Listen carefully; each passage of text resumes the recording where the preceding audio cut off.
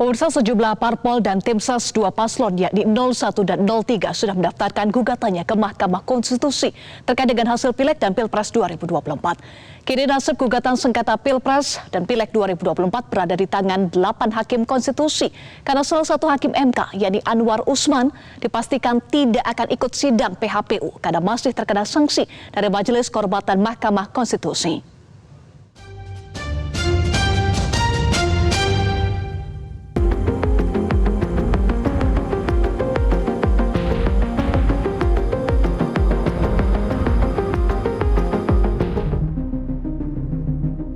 Pesta demokrasi 5 tahunan baru saja usai dan kini memasuki babak baru, yakni gugatan sengketa atau perkara perselisihan hasil pemilu ke Mahkamah Konstitusi.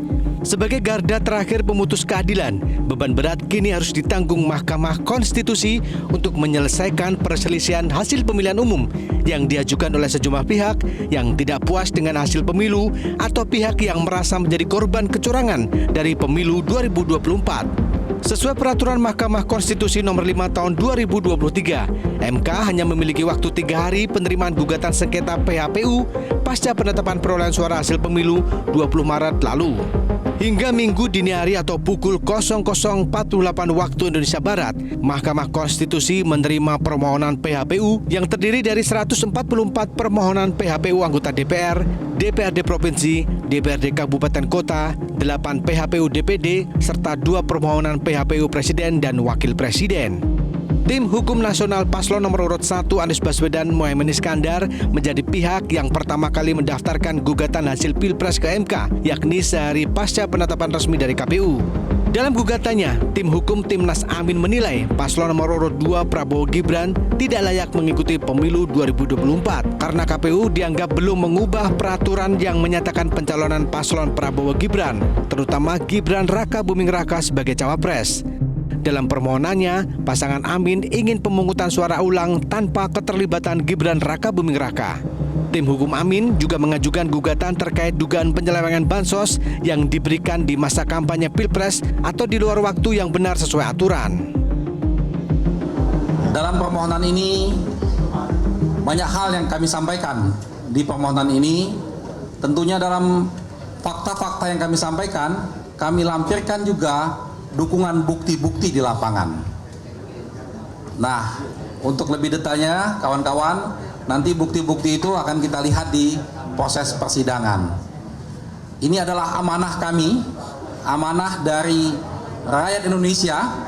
Tentunya kami mengharapkan dilakukan pemungutan suara ulang tanpa diikutin oleh calon wakil presiden 002 yang saat ini. Dan itu diganti, calon wakilnya silakan siapa saja diganti. Mari kita bertarung dengan jujur, dengan adil, dengan bebas.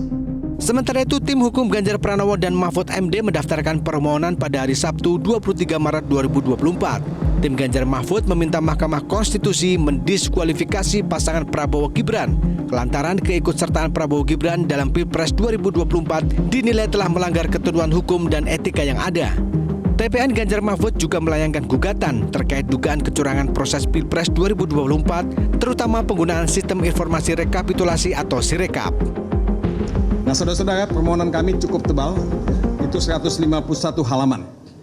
Ya, itu belum disertai dengan termasuk bukti-bukti, ya, dan lampiran yang lain. Ada lagi misalnya penyalahgunaan sistem IT KPU, yang menurut kami sangat, ya, banyak, ya, diperbincangkan dan tidak bisa diterima sama sekali.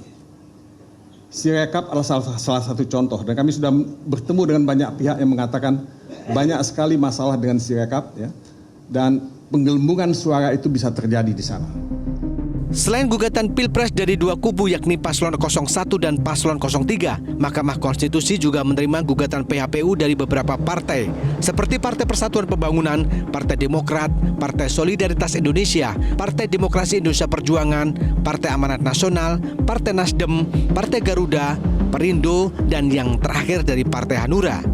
Dari 9 parpol tersebut, gugatan PHPU dari P3 menjadi fenomena yang paling disorot. P3 gagal mendapatkan kursi parlemen karena hanya meraih 3,8% suara pada Pileg 2024, di bawah ambang batas parlemen 4%. Partai berlambang Ka'bah tersebut mengajukan PHPU dengan menggugat hasil pemilu 2024 di 18 provinsi se-Indonesia. Mengajukan gugatan khususnya terkait dengan suara P3 yang patut diduga hilang di sejumlah daerah pemilihan sehingga menyebabkan angka kami dalam rekapitulasi KPU itu hanya menembus angka 3,87%, artinya di bawah ambang batas. Partai Nasdem juga mendaftarkan gugatan hasil Pileg 2024 ke Mahkamah Konstitusi, terutama terhadap hasil Pileg di 6 provinsi, yakni di Jawa Timur, Nusa Tenggara Barat, Bangka Belitung, Jambi, Sumatera Utara, serta Jawa Barat.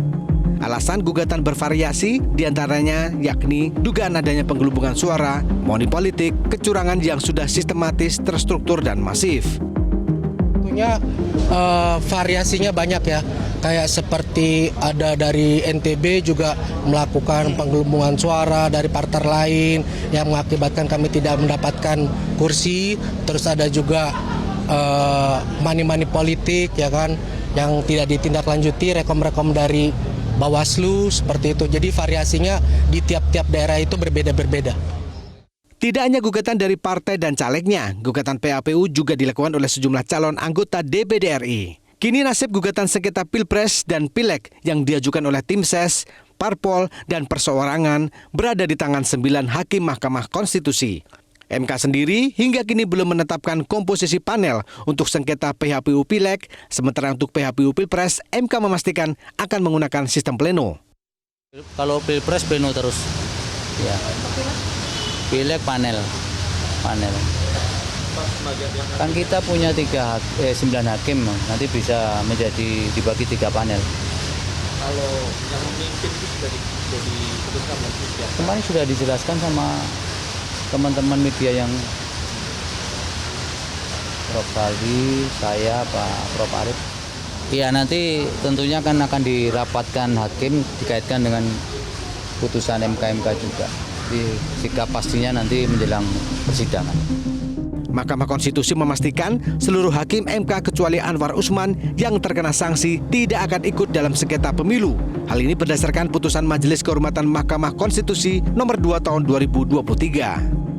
Karena memang itu adalah putusan Majelis Kehormatan Mahkamah Konstitusi. Jadi sejauh ini MK memastikan bahwa 8 hakim konstitusi yang akan menyidangkan perkara PHPU Pilpres, 8 hakim dalam sidang pleno.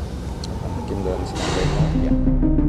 Usai berkas gugatan PHPU diteliti, selanjutnya Mahkamah Konstitusi akan menggelar sidang sengketa Pilpres terlebih dahulu dengan durasi 14 hari kerja. Baru setelah itu MK akan menggelar sengketa Pileg dengan durasi 30 hari kerja. Publik berharap apapun keputusan Mahkamah Konstitusi terkait sengketa Pileg maupun Pilpres, diharapkan semua pihak harus bisa mengakui dan menghormatinya.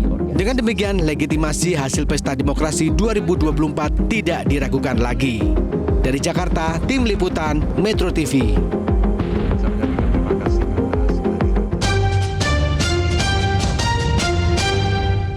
Jelajahi cara baru mendapatkan informasi. Download Metro TV Extend sekarang.